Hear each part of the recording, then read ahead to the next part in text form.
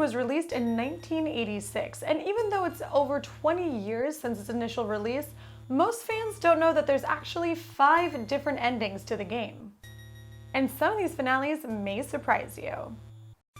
Hey everybody, what's going on? It's Riley Rose, and today we're going to talk about one of the strangest and weirdest endings to a video game that I've ever seen. But before we get started, why don't you go ahead and hit subscribe so you never miss a video and do that little bell thing so you see when I post one. Samus broke ground early in the gaming world. Upon first playing, players were under the impression that Samus was a male or maybe even a robot. The instruction manual didn't help with this as it used he pronouns to describe Samus.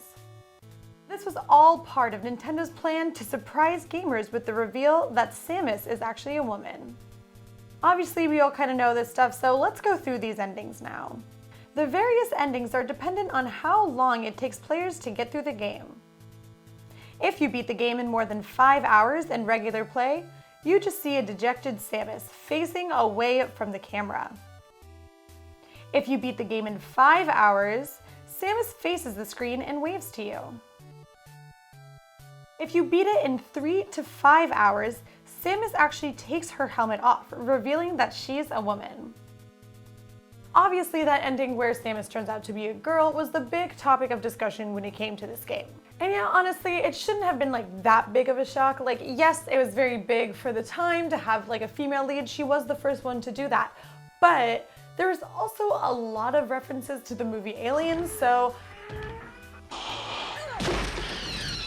I don't know, I felt like I kind of saw it coming, but at this time there also were no internet spoilers or chat rooms and forums. There was no E3, so people were very easily surprised by this kind of stuff. And also, to be fair, Nintendo did make it a very big surprise. It was obviously a very calculated move on their part. And it was a big deal. This is the biggest ending that people think of when they think of the Metroid games, but there were a few others and I really, really hate them. If you play for under 3 hours, you have an ending where Samus has what looks like a bathing suit on and no spacesuit. This is called the Justin Bailey suit, and if you press start at the end of the credits, you'll actually start a new game with Samus in this suit.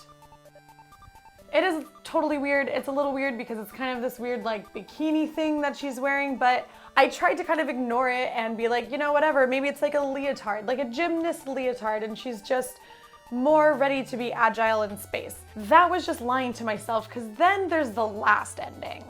If you play for under an hour, you actually get to see Samus in a bikini. Just because you play under a certain time, you get to see her super sexy. Yeah, whatever, you can try to be no, the leotard wasn't sexy, it was somewhat functional. It's a lie, but the bikini is just sexual territory. It immediately makes her this weird prize to gamers.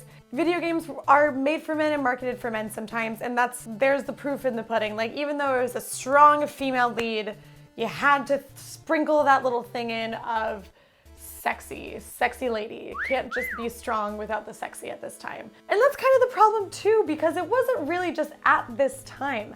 I would really love to say that this is the only Metroid game that did something like this, but it's not. It's all of them. Metroid 2: Return of Samus also ends with a few different endings. You always start with Samus running and jumping into a ball. And again, depending on how fast you beat the game, you'll either see her land in her usual full spacesuit, or she appears in a tank top and thong. And then Super Metroid, which was released in 1994, also has 2 different endings. One that shows her fully suited, but with her helmet off, so at least it's kind of an homage to that first game.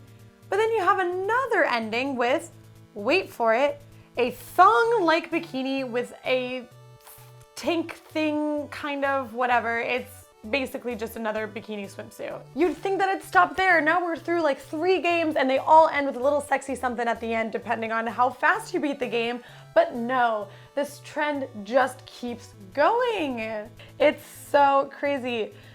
Metroid Fusion, which was released in 2002, and it also has 2 endings, the long blonde hair and all of that, but one has her in a spacesuit and the other ending has her in a tank top and shorts. I would even argue at this point that that's like technically the most clothes that we see on her. But honestly, what does it matter if that's the most clothes or least clothes? Because like the whole thing's creepy. The whole thing's a little creepy and weird and I hate it. Like, hooray, she's in a tank top and shorts and not a thong this time. But like, why is she in anything at all? I want to see her in a doctor's uniform.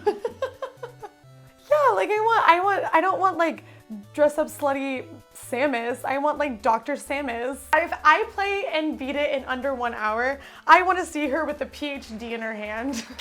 Oh, she absolutely went to school with Dr. Mario. Who's running that school?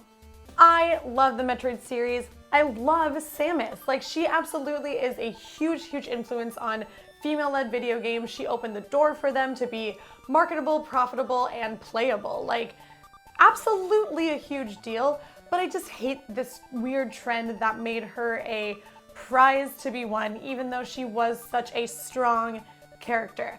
It's like every early step forward we have takes us a step back when it comes to females in video games. Like, we had Samus, but then we have these sexy endings. We have Lara Croft, but then we have 1,000 times plus boob size.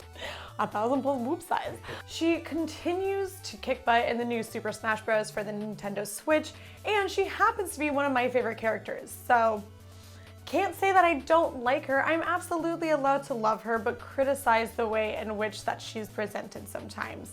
Hopefully one day we'll get the Nintendo Switch Metroid game. It's been pushed back so many times, but when we get that game, I think it'll be a great way to test if this is still a trend that happens or if Nintendo is gonna like get with the times and stop making her a trophy and just make her a protagonist. So that's it. That's all I have to say. I could talk about this forever because it bothers me. It bothers me super bad. So if it bothers you, if it doesn't bother you, let me know your thoughts below. If there's other characters you know like this that are always kind of presented in this way, let's talk about it. Who should I talk about next? What game should I talk about next? I don't know. You give me the ideas because you tell me what you want to watch. Anyways, just go hit that subscribe, go to Instagram, go to Twitter, hit subscribe, follow, do the bell. Be safe and make good friends. You know, because then she takes her hair down because it's like super sexy when people take their hair down, blah, blah, blah, blah, blah. Ooh, ooh, she's a sexy trophy for the end of a game. Ow.